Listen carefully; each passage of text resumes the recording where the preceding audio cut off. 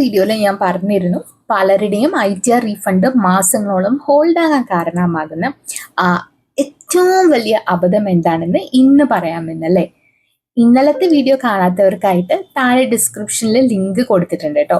കഴിഞ്ഞ ഏകദേശം ഒരു 8 വർഷത്തോളം നമ്മൾ ഈ ഫീൽഡിൽ ഇരുന്നതിൻ്റെ ഒരു എക്സ്പീരിയൻസ് വെച്ചിട്ട് ഏറ്റവും കൂടുതൽ ആളുകൾക്ക് നോട്ടീസ് വരുന്നതും റീഫണ്ട് വൈകുന്നതും ഒരൊറ്റ കാരണം കൊണ്ടാണ്. അത് എന്താണെന്നത് ഈ വീഡിയോയുടെ അവസാനം പറയാം കേട്ടോ.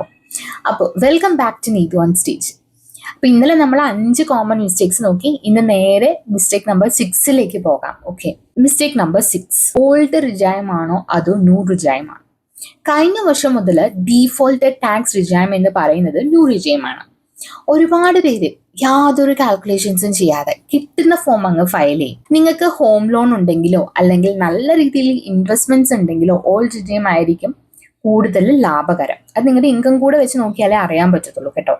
സോ തെറ്റായ റിജൈം സെലക്ട് ചെയ്താൽ നിങ്ങൾക്ക് കിട്ടേണ്ട റീഫണ്ട് എമൗണ്ട് കുറയുക മാത്രമല്ല, ചിലപ്പോൾ അങ്ങോട്ട് ടാക്സ് അടയ്ക്കേണ്ടിയും വരും. അതുകൊണ്ട് നിങ്ങളുടെ ഡിഡക്ഷൻസ് വെച്ച് ഏതാണ് ബെസ്റ്റ് എന്ന് കാൽക്കുലേഷൻ ചെയ്തതിന് ശേഷം മാത്രം റിജൈം സെലക്ട് ചെയ്തിട്ട് ഫയൽ ചെയ്യുക. ഈ മിസ്റ്റേക്ക് നമ്പർ 7, ജോബ് ഒരേ വർഷം തന്നെ ജോബ് മാറുന്നൊരു ചെയ്യുന്ന അബദ്ധം.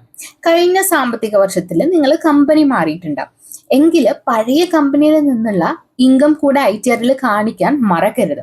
പലരും പുതിയ കമ്പനിയുടെ ഫോം 16 മാത്രം വെച്ച് ഫയൽ ചെയ്യും. ഇതെന്താ പ്രശ്നം എന്ന് വെച്ചാൽ ഇൻകം ടാക്സ് പോർട്ടലിൽ നിങ്ങളുടെ 2 സാലറിയും രേഖപ്പെടുത്തിയിട്ടുണ്ടാവും.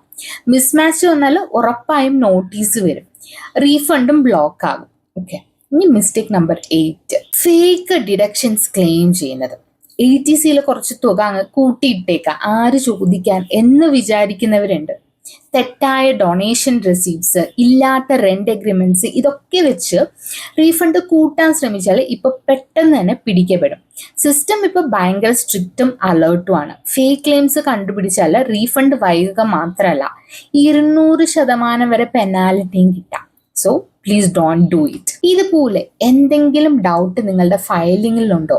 റിസ്ക് എടുക്കാതെ കൃത്യമായ പ്രൊഫഷണൽ ഹെൽപ്പോടുകൂടി ITR ഫയൽ ചെയ്യാൻ നിങ്ങൾക്ക് നീതു ഓൺ സ്റ്റേജിന്റെ ITR ഫയലിംഗ് സർവീസസ് ഉപയോഗിക്കാം. ഓക്കെ, അപ്പോൾ സ്ക്രീനിൽ കാണുന്ന ഈ നമ്പറിലേക്ക് 9349534373 വാട്സപ്പ് ചെയ്താലോ കോൾ ചെയ്താലോ മതി. അപ്പൊ ഇനി അടുത്ത മിസ്റ്റേക്ക് നോക്കാം. മിസ്റ്റേക്ക് നമ്പർ 9 ആണ് AIS അല്ലെങ്കിൽ TAS ചെക്ക് ചെയ്യാതിരിക്കുന്നത്. AIS എന്നാൽ ആനുവൽ ഇൻഫോർമേഷൻ സ്റ്റേറ്റ്മെന്റ് എന്ന് പറയുന്നത് നിങ്ങളുടെ ഫിനാൻഷ്യൽ ജാതകമാണ്. നിങ്ങൾ വാങ്ങിയ പ്രോപ്പർട്ടി, വിറ്റ mutual funds, share market transactions എല്ലാം അതിലുണ്ടാകും.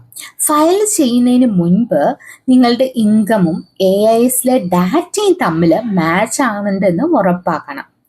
ഇതിൽ വ്യത്യാസം ഉണ്ടെങ്കിൽ റീഫണ്ട് പ്രോസസ്സിങ് അവിടെ വെച്ച് സ്റ്റോപ്പ് ആകും.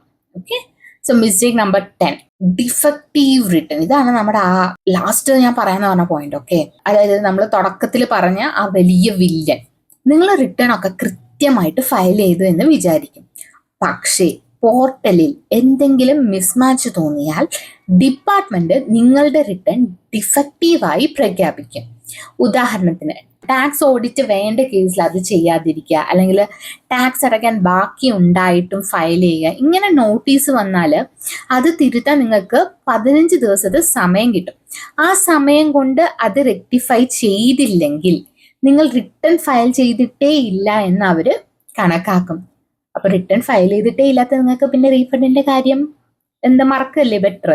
സോ അപ്പൊ ഇതൊക്കെയാണ് ITR ഫയൽ ചെയ്യുമ്പോൾ നിങ്ങൾ ശ്രദ്ധിക്കേണ്ട 10 കാര്യങ്ങൾ. ഓക്കെ, മുമ്പത്തെ വീഡിയോയിൽ 5, ഈ വീഡിയോയിൽ 5, അപ്പം ടോട്ടൽ 10 നമ്മൾ ഡിസ്കസ് ചെയ്തിട്ടുണ്ട്. നിങ്ങളുടെ സമയം പണവും ലാഭിക്കാൻ ഈ വീഡിയോ സഹായിച്ചു എന്ന് കരുതുന്നു. ഇതുപോലുള്ള പ്രാക്ടിക്കൽ ഫിനാൻഷ്യൽ വീഡിയോസിന് ഇനി മിസ്സാവാതിരിക്കാൻ എന്താ ചെയ്യേണ്ടത്? നീതു ഓൺ സ്റ്റേജ് ഇപ്പൊ തന്നെ സബ്സ്ക്രൈബ് ചെയ്യുക. അതുപോലെ തന്നെ മുമ്പ് പറഞ്ഞ പോലെ ITR ഫയലിംഗ് പ്രൊഫഷണൽ ഹെൽപ്പ് നിങ്ങൾക്ക് വേണമെന്നുണ്ടെങ്കിൽ നീതു ഓൺ സ്റ്റേജിന്റെ ഈ നമ്പറിലേക്ക് നിങ്ങൾക്ക് കോൺടാക്ട് ചെയ്താൽ മതി കേട്ടോ. അപ്പോൾ നിങ്ങളുടെ ഫ്രണ്ട്സിനും ഫാമിലി ഗ്രൂപ്പിലേക്കും ഇതൊക്കെ ഒന്ന് ഷെയർ ചെയ്യുക. ITR സീസൺ ഇങ്ങനെ ലാസ്റ്റ് ഡേറ്റ് വരാറായി. അപ്പോൾ എല്ലാവരും കൃത്യസമയത്ത് തന്നെ കൃത്യമായിട്ടുള്ള നിങ്ങളുടെ ITR ഫോം വെച്ച് തന്നെ നിങ്ങളുടെ റിട്ടേൺ ഫയൽ ചെയ്യുക. അപ്പം നാളെ കാണാം.